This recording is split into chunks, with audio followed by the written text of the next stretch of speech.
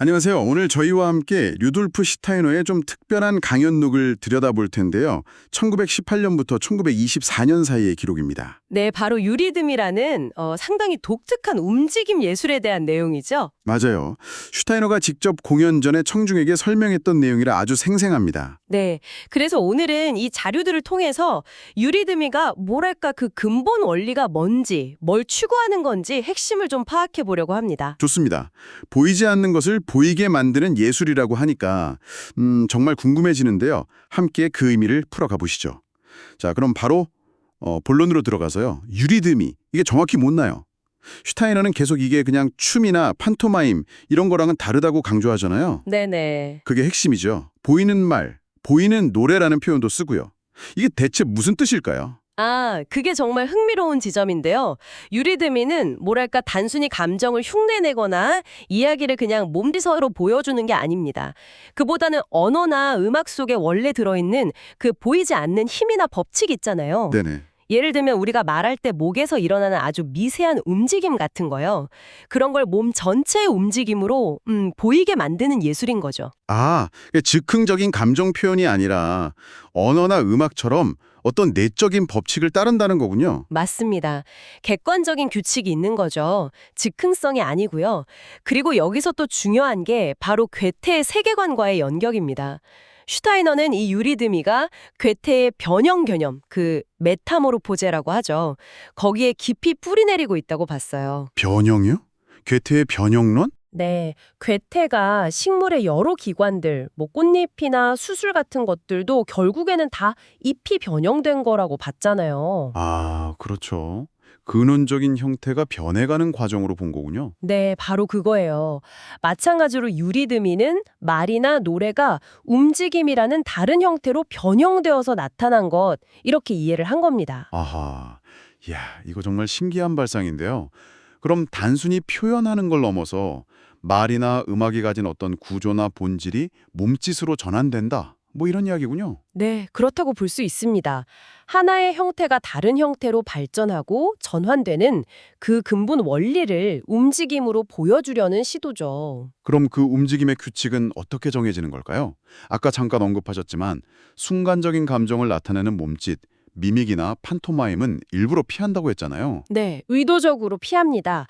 대신 음악처럼 내적인 법칙을 따른다고 강조했죠. 음악처럼요? 네, 그래서 춤처럼 주로 다리만 쓰는 게 아니라 팔이나 상체, 몸 전체를 다 활용하고요. 중요한 건 역시 객관성입니다. 물론 연주자가 같은 악보를 연주해도 자기 스타일이 드러나잖아요. 그런 개인성은 있지만 자의적인 해석이나 즉흥적인 감정 표출은 철저히 배제되는 거죠. 아, 그럼 예를 들어서 특정 소리나 음에는 정해진 움직임 같은 게 있다는 건가요? 네, 맞아요. 특정 모음이나 자음, 또 음정이나 리듬에는 그에 상응하는 기본적인 움직임 형태가 있습니다. 그래서 누가 하더라도 그 근본적인 움직임의 문법은 같아야 한다는 거죠. 그리고 슈타이너는 이 유리드미가 단순한 예술 형식 그 이상이라고 봤어요.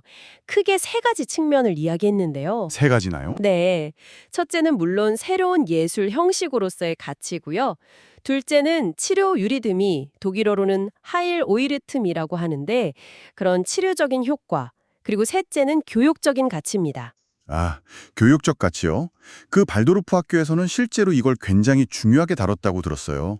맞습니다. 단순한 체조가 아니라 몸과 마음, 영혼까지 통합적으로 움직임을 통해 교육한다는 그런 관점이군요. 네, 정확합니다. 위생학적인 측면까지도 고려했고요. 몸과 마음, 영혼의 조화로운 발달을 목표로 한 거죠. 여기서 조금 더 깊이 들어가 보면요.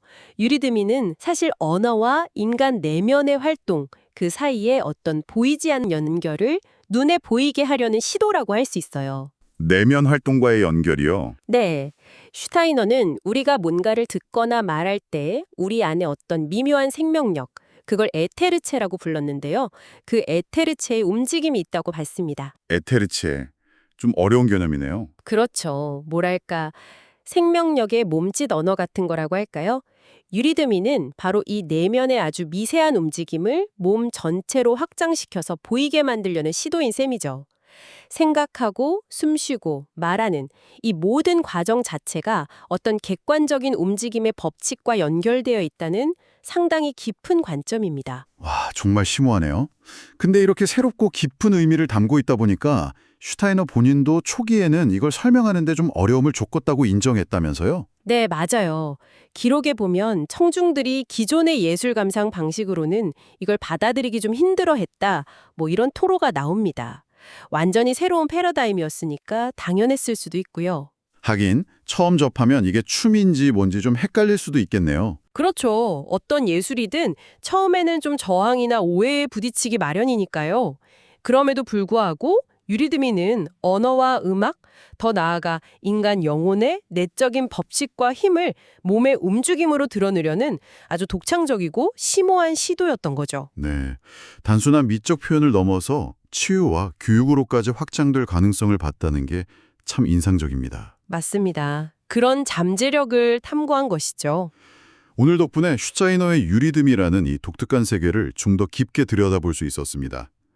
들어주시는 당신께서도 예술, 교육, 치유를 넘나드는 이 움직임에 대한 궁금증이 조금이나마 풀리셨기를 바랍니다. 마지막으로 이런 생각을 한번 해보면 어떨까요? 어떤 생각이죠? 만약에요, 우리 안에서 일어나는 생각이나 감정, 혹은 말의 흐름 같은 것들을 의식적인 몸의 움직임으로 표현하는 법을 배울 수 있다면요? 네. 그게 단순히 예술이나 치료 영역을 넘어서 우리 자신을 이해하고 또 다른 사람들과 소통하는 방식에 있어서 어떤 새로운 가능성을 열어줄 수 있을까요? 어쩌면 우리의 일상 속에서